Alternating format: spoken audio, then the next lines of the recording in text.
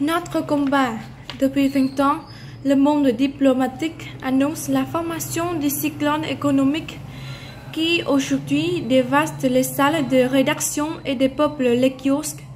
L'analyse des causes ne prémunissant pas contre les effets, notre journal éprouve lui aussi les conséquences des intempéries. Moins que d'autres titres, et d'une manière différente, ni sa survie ni son indépendance ne sont en cause, mais les moyens manquent à son développement.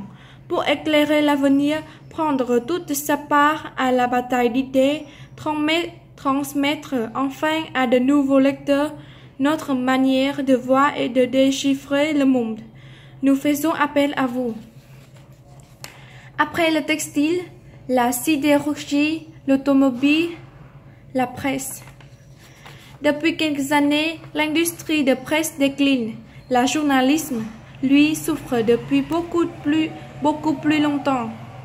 Les contenus rédactionnels étaient-ils en effet mirobolants il y a 20 ans? En ce moment, nombre de directeurs de presse font front commun devant l'orage et implorent le secours financier de celles qu'en d'autres circonstances, ils nomment avec dédain la mama éthique. Le monde diplomatique, qui leur souhaite bonne chance, n'oublie pas la part qu'ils ont pris dans leur infortune présente. Mais pour continuer à défendre une conception du journalisme différente de la leur, c'est d'abord à ce lecteur qu'il fait appel. Si les tourments des médias indifférents, une large fraction de l'opinion, c'est pour partir qu'elle a compris une chose. La mise en avant de la liberté d'expression sert souvent de paravent aux intérêts des propriétaires de moyens de communication.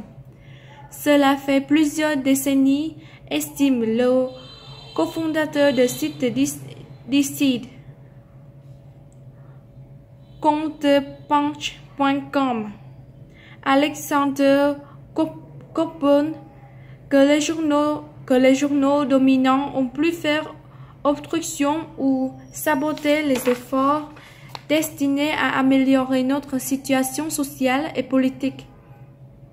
Les enquêtes et reportages diligentés par la presse, de plus en plus rares, permettent surtout de préserver la fiction d'un journalisme d'investigation pendant que prolifèrent dans d'autres pages faits divers, portraits, rubriques de consommation, de météorologie, de sport, copinage littéraire, sans oublier le simple copier-coller de dépêches d'agence par des salariés en voie de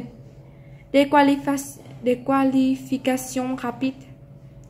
Imaginez, lance l'universitaire américain Robert M.C. Chesney, que le gouvernement prenne un décret exigeant une réduction brutale de la place accordée aux affaires internationales dans la presse, qu'il impose la fermeture des bureaux de correspondants locaux ou la réduction sévère de leurs effectifs et de leur budget.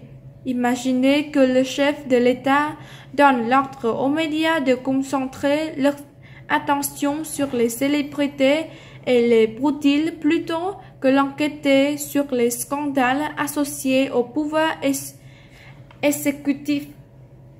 Dans une telle hypothèse, les professeurs de journalisme auraient déclenché des rêves de la fin, des universités entières auraient fermé à cause des protestations.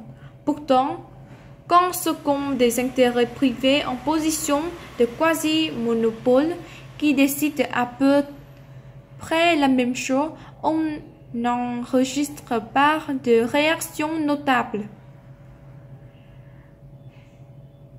M. Chesney prolonge son exercice d'écologie mentale en posant la question suivante: Puisque la démocratie est sans cesse invoquée, quand avons-nous au juste collectivement décidé à quelle occasion? Lors de quel scrutin majeur? Qu'une poignée de très grandes entreprises financées par de la vente de publicité et prioritairement soucieuses de dégager un profit maximum seraient les principaux artisans de notre information. Tout le mal actuel, entend-on souvent, viendrait de ce pelé, de ce râle d'Internet. Mais la toile n'a pas décimé le journalisme. Il chancelait depuis longtemps sous le poids des restructurations du marketing rédactionnel, du mépris des catégories populaires, de l'emprise des milliardaires et des publicitaires. S'il faut vraiment sauver la presse, l'argent public gagnerait à être réservé à ceux qui accomplissent une mission d'information fiable et indépendante.